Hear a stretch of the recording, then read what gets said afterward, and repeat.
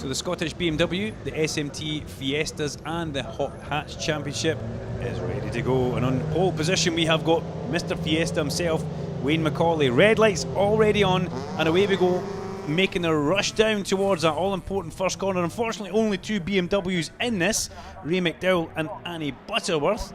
But let's see how they get on. Look at McCauley, he's already leapt into the lead there and it's just disappearing down towards Duffus Dip. Somebody's sideways across the road. Oh, there's a bit of contact halfway down the hill. 55, Stephen Ward gets spun around and tagged. Now, was that John Balfour? Yes, it was. John Balfour tags him as they go down the hill there. The dreaded cold tyres on the front wheel drive cars. The rear wheels just don't get up to temperature enough. Balfour goes sideways, tags Ward. And let's hope there's not too much damage done to John Balfour's car there. But, oh, yes, there is. Wheels off the front of it. That, ladies and gentlemen, is going to bring out a safety car. Well, Fred Henderson has to go out, the recovery doctor, and manoeuvre that away from the side of the track, one would imagine. But big time unfortunate. John Balfour, one of the fast guys in this championship, just gets caught out of Duffus Dip there. Thankfully, though, Stephen Ward is away, and he didn't get too much damage in that, we'll say. At the hairpin, car 61's Peter Cruikshank in a blue car. Not used to seeing Peter in the blue car, and he went up the inside of Russell Morgan there. Look at this. Up the main straight they come, these guys at it, absolute hammer and tongs up the main straight. Cameron Bryant there also, but we've got a waved yellow flag on the start line, so no overtaking down towards Duffus Dip, turn number 1, because the Balfour car just sitting at the side of the track as Wayne McCauley on his own here passes the green flag and away he goes. Now I said we'd probably get a safety car for that, but it doesn't look like that is going to happen right now.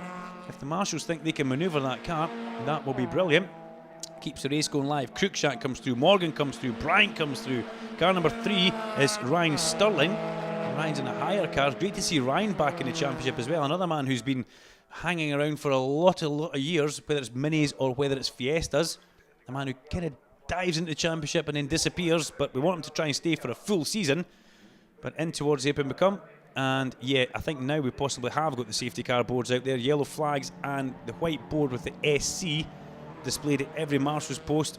There we go, our Honda Civic Type R, part of the Knockhill fleet on the track there. One of the cars that you can drive if you do any of the experiences at Knockhill Racing Circuit. You always drive a Honda Civic Type R around the circuit before you get let loose in anything else. Today it finds itself the pace car. They will be trying to get John Balfour's car out of that gravel trap. Unfortunately, the wheel ripped right off it, so it makes it pretty difficult for the recovery guys to, or it would be difficult for me and you to move, but the recovery guys know exactly what they're doing. And you can see the skid marks there, where across come Balfour and then managed to tag Ward. Big unfortunate mess. So they've cleaned that up.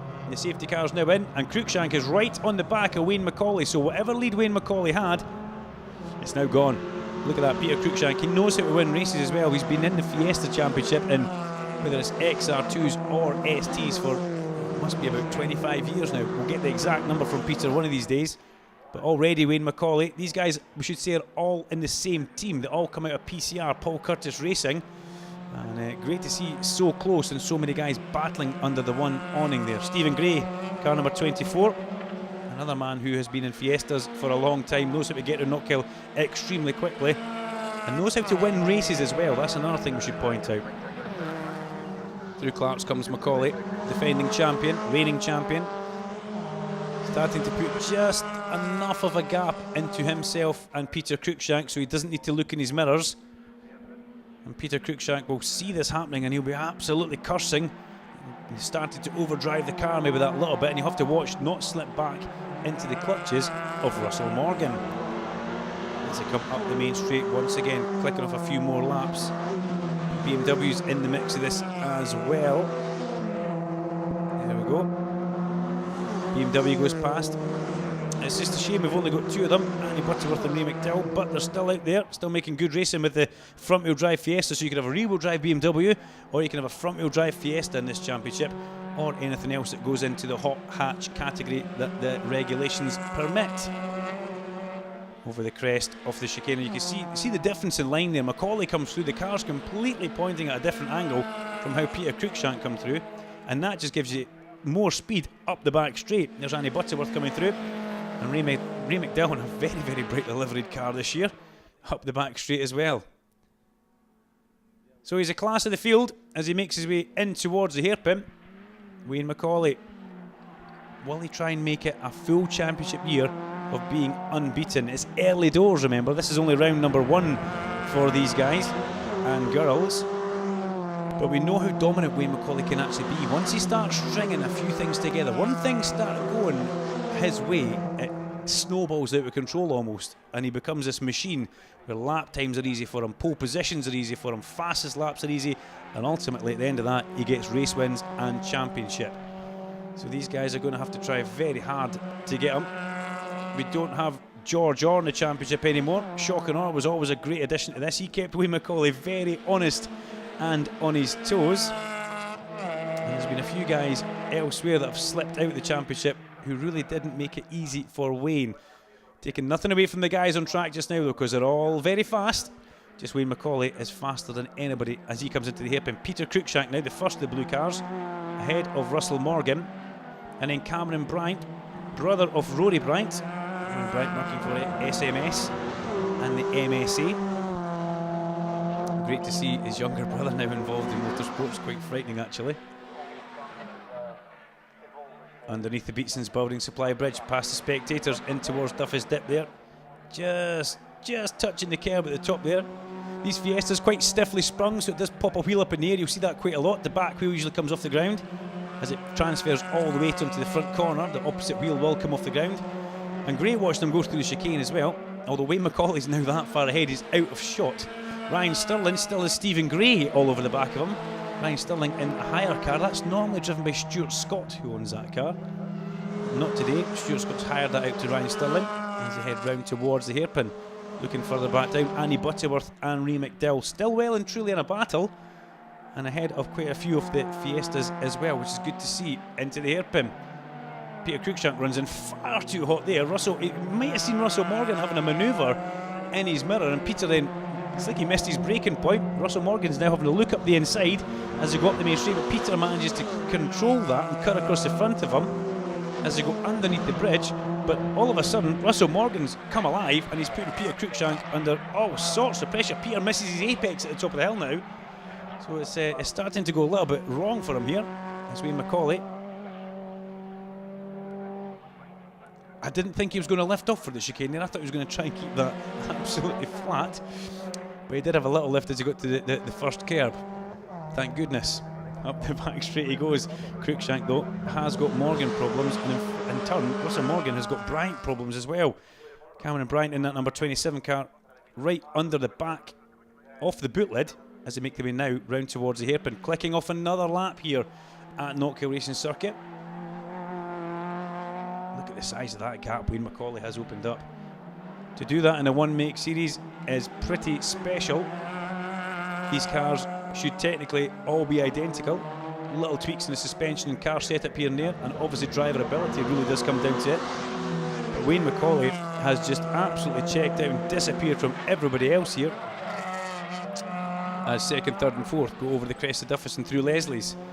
Russell Morgan really needs to make a manoeuvre on Peter Cruikshank. He needs to try and do something, or time is going to run out for him, and he's going to then have Cameron Bryant too close behind him, and he's going to start defending in his mirrors. As up the back straight goes Wayne McCauley. Is McCauley looking at the lap time started to slow down a little bit? Well, he's controlling it, we'll say.